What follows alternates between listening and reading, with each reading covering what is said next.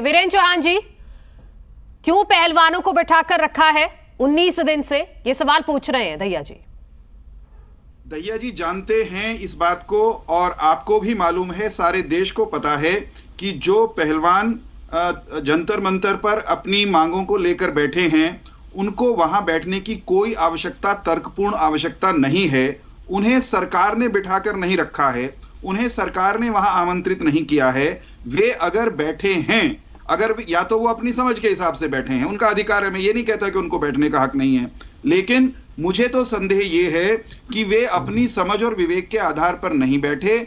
उन्हें राजनीतिक मोहरे के तौर पर टूल किट का हिस्सा बनाकर हरियाणा की कांग्रेस पार्टी के शिखर नेतृत्व ने वहां बिठाया है, और दूसरे राजनीतिक दल जो भारतीय जनता पार्टी के विरोधी हैं, जो नरेंद्र मोदी जी के विरोधी हैं, वे अपनी रोटियां सेकने के लिए इस चूल्हे पर जंतर मंतर पहुंच रहे हैं। टिकैत वहां पहुंच रहे हैं, टुकड़े टुकड़े गैंग वहां पर मौजूद है, नरेंद्र मोदी की कब्र खोदने की तमन्ना रखने वाले लोग वहां पर पहुंच रहे हैं, और ऐसे ऐसे ड्रामेबाज वहां इस प्रदर्शन में पहुंच गए हैं जिनका चरित्र, जिनका चेहरा सारे देश ने देखा है पहले भी, कि वे किस किस तरह के प्रपंच रचते रहे हैं केवल और केवल लाइमलाइट में बने रहने के लिए। ये जो मामला है, अगर खिलाड़ियों के न्याय का प्रश्न है, जहां तक उस पर मैं स्पष्ट करना चाहता हूं, दहिया साहब को भी बताना चाहता हूं कि जिस दिन ये मामला पहली बार सार्वजनिक हुआ था, कुछ शिकायतें आई थी, उसी दिन सरकार, सरकारी मशीनरी,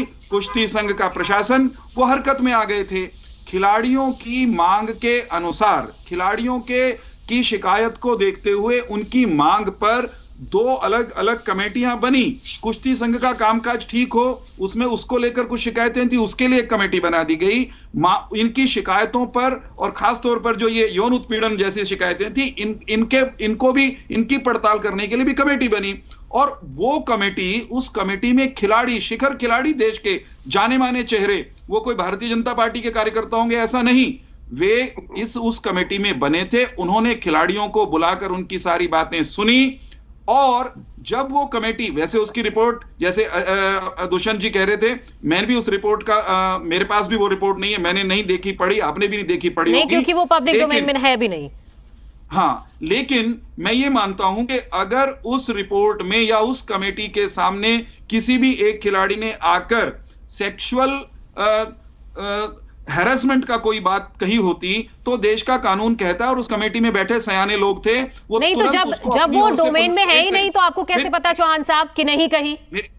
आप मेरी बात तो पूरी होने दीजिए ना, मैं साफ कर रहा हूं बिल्कुल शीशे की तरह। मैं ये कह रहा हूं कि वो कमेटी, उसमें सयाने लोग थे, शिखर लोग थे, एक्सपर्ट लोग थे। अगर उसमें सेक्सुअल हरासमेंट का सीधा कोई एविडेंस होता, और अगर है भी, तो उस कमेटी की जिम्मेदारी थी। अरे चौहान साहब, एफआईआर दर्ज हो गई है। चौहान साहब आगे बढ़िए थोड़ा सा, एफआईआर दर्ज हो गई है। चौहान साहब 1 मिनट दे दीजिए प्लीज। मैं ये कह रहा हूं उस कमेटी के एक्सपर्ट्स की जिम्मेदारी है, अभी भी कह रहा हूं। अगर वहां पर कोई रिकॉर्ड होता तो वो पुलिस के पास उनके माध्यम से भी जाता। अब इश्यू है कि पुलिस कहां पिक्चर में आती है।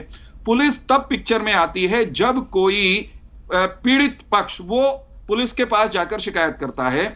पुलिस के पास शिकायतें, मामला सुप्रीम कोर्ट में जाने से चंद दिन पहले आई, और जब कोई मामला कई सालों के मामलों से जुड़ा हुआ, उत्पीड़न की जो शिकायतें हैं ना, हैरेसमेंट की जो शिकायतें हैं, उनके बारे में ये कहा जा रहा है, अभी हमें भी नहीं पता डिटेल्स उनकी, कि वो कई साल पुरानी है।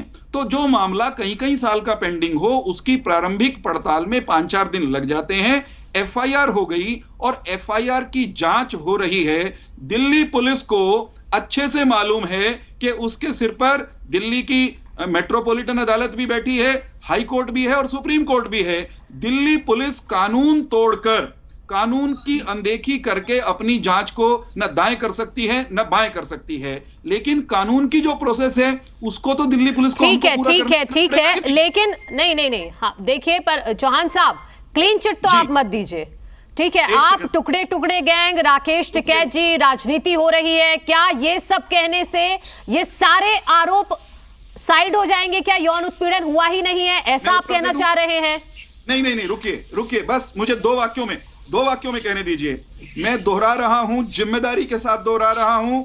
मैंने या मेरी पार्टी के किसी नेता कार्यकर्ता ने किसी को क्लीन चिट नहीं दी, लेकिन जब तक जांच पूरी नहीं हो जाती किसी को दोषी करार देना ना आपका हक है ना खाप नहीं, हम किसी को दोषी करार नहीं दे रहे, लेकिन आरोपी तो बोलेंगे। मैंने कब कहा? आरोपी ब्रजभूषण शरण सिंह।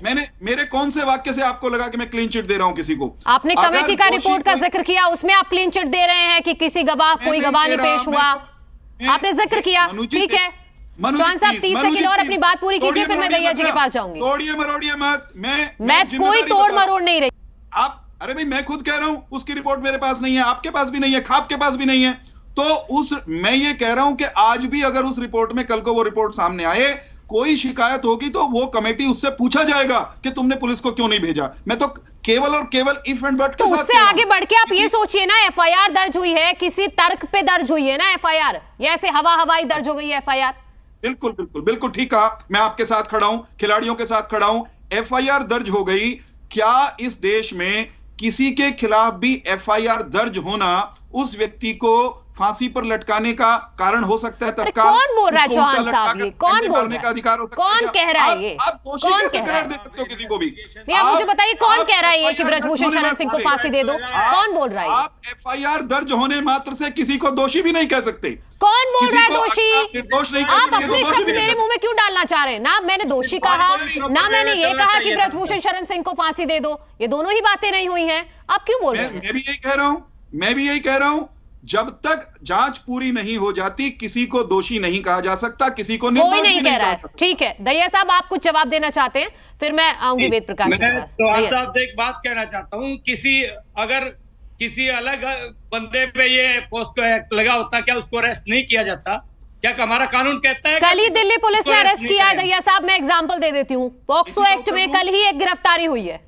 पॉक्सो एक्ट में आम इंसान की, आम आदमी था वो।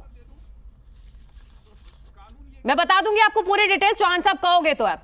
पॉक्सो एक्ट में वेद प्रकाश बता दूं आपको, पॉक्सो एक्ट बता दूं आपको, केवल मैं पॉक्सो एक्ट, मैंने पॉक्सो एक्ट पढ़ा है। अब तो पूरे देश को पता चल गया पॉक्सो एक्ट। चौहान साहब अब रुक जाइए। नहीं, अगर आपको पता होता तो आप ये नहीं कहती। पॉक्सो एक्ट समेत किसी बताइए, देश के कानून में चलिए बताइए, बताइए आप क्या है पॉक्सो एक्ट, मुझे पूरी जानकारी है, बोलिए। हाँ, आपको पूरी जानकारी होती तो आप ऐसा नहीं कहती। बोलिए।